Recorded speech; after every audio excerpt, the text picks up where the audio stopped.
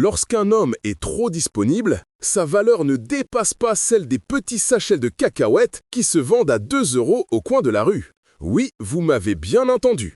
La rareté d'un produit augmente sa valeur, et donc son prix aussi. Ce qui entraîne une explosion de la demande, et les consommateurs se précipitent pour l'acheter avant que le stock soit épuisé. L'inverse est aussi vrai, lorsque le marché est saturé, lorsque l'offre est supérieure à la demande. Cela crée un surplus qui pousse les prix à la baisse. Et c'est pareil sur le marché des rencontres amoureuses entre les hommes comme étant le produit et les femmes comme consommatrices. Écoutez-moi bien les gars, avant, pendant et après une relation, un homme doit toujours se comporter comme un produit rare. Ouais, j'ai dit toujours. Ainsi, lorsqu'elle a l'occasion de vous voir ou de vous parler, elle sait qu'elle doit en profiter au maximum.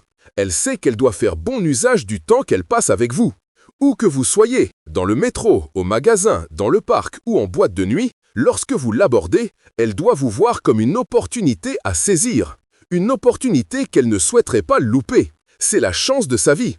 Vous vous êtes rencontrés lors d'un événement par exemple, et vous lui faites savoir que quelque chose chez elle a capté votre regard. Sachez que vous vouliez l'inviter chez vous ou lui proposer un rendez-vous, vous devez le faire pendant les 5 premières minutes de votre conversation avec elle. Si elle n'est pas intéressée, alors éloignez-vous simplement et ne lui adressez plus la parole. À cette phase, elle n'existe plus pour vous. Mais si elle accepte de vous raccompagner chez vous, alors vous devez partir immédiatement avec elle. Si vous choisissez plutôt de l'inviter à venir vous rencontrer une autre fois et qu'elle est intéressée, donnez-lui votre numéro en lui indiquant le jour et l'heure précis où elle doit vous appeler. Inutile de prendre son numéro. Donnez-lui le vôtre, avec des instructions précises, comme le jour et l'heure où elle doit vous appeler. Après cela, partez. Ne restez pas là à discuter avec elle. Laissez ces conneries pour le prochain mec. Et ne l'autorisez pas à vous appeler ou à vous envoyer des textos à sa guise.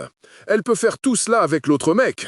C'est à cause de lui, à cause de ses comportements de sa part, qu'elle vous trouvera plus intéressant, plus excitant et désirable.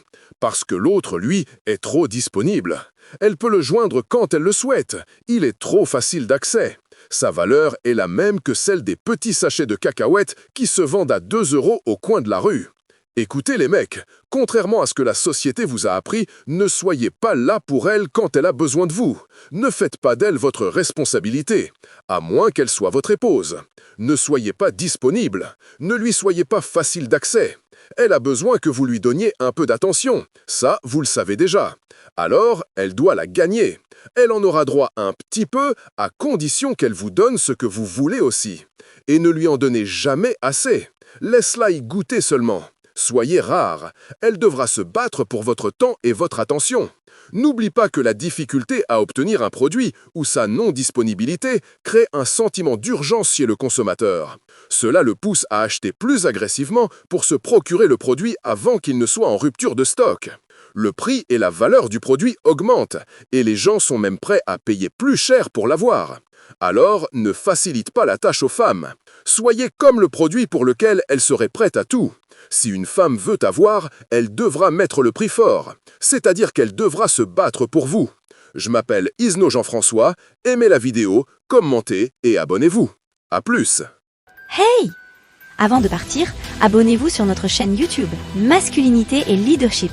C'est là que nous enseignons aux hommes à redevenir de vrais hommes, ce qui les rend beaucoup plus attirants aux yeux des femmes. Suivez-nous aussi sur Facebook et commencez à mettre en pratique tout ce que nous vous enseignons. La masculinité ne change pas et le leadership est masculin. Masculinité et leadership, vous nous avez trouvés et c'est une bonne chose.